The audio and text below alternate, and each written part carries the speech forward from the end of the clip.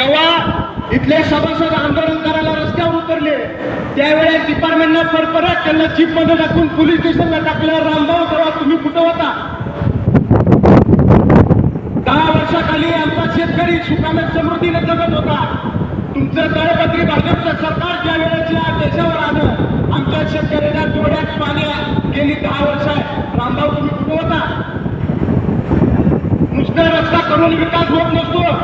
शेतकरी कष्टकरी सर्वसामान्य माणसाच्या पत्रात सुख आणि समृद्धी टाकल्यावर कुठेतरी देश चालत असतो. ईडी सीबीआय यासारख्या सारख्या चौकशा लावून नेते मंडळींना ब्लॅकमेल करून तुम्ही तुमच्या पक्षामध्ये सामील करता.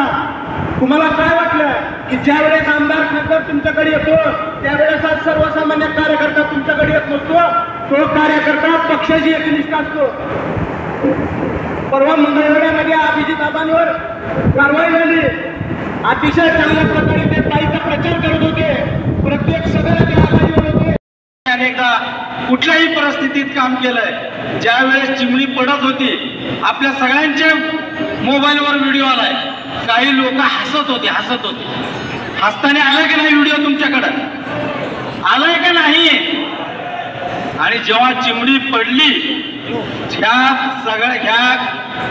जिल्ह्यातले सगळ्यात अगोदरचे आमदार होते आदरणीय प्रणितीताई या ठिकाणी येऊन बघून गेले. शेतकऱ्यांना दिलासा दिला. ह्या एवढ्या 6 आमदारांमध्ये एकालाही वाटलं नाही की शेतकऱ्यांबद्दल येऊन आपण विचारपूस करायला पाहिजे. शिंदे साहेब आले, मेत्रे साहेब आले, पण आपल्याला विचारायला दुसरं कोणीही या ठिकाणी आलं नाही. हेच मनात आता 2 दिवस आपल्याला हिशोब देण्यासाठी म्हणून आपण सगळेजण तयार आहात का नाही? त्या पद्धतीने आपण हिशोब देचाल आणि हाताच्या चिन्हावर आपण बहुसंख्य सर्व सभासद सगळ्यांना सांगायचं आहे, शेतकऱ्यांना सांगायचं आहे. ज्या पद्धतीने सिद्धेश्वर चाललं राज्यात अनेक ठिकाणच्या सहकारी कारखान्यांना आपण बॅलेट पेपरवर 1 नंबरला हाताचा पन्ना चिन्ह आहे त्याच्यावरती बटन दाबून मतदान करायचं आहे. यानंतर प्रत्येक प्रवक्त्याला विनंती आहे की त्यांनी 2 मिनिटात आपलं मनोगत व्यक्त करावं. भारत जाधव साहेब यांनी आपलं मत व्यक्त करावं 2 मिनिट.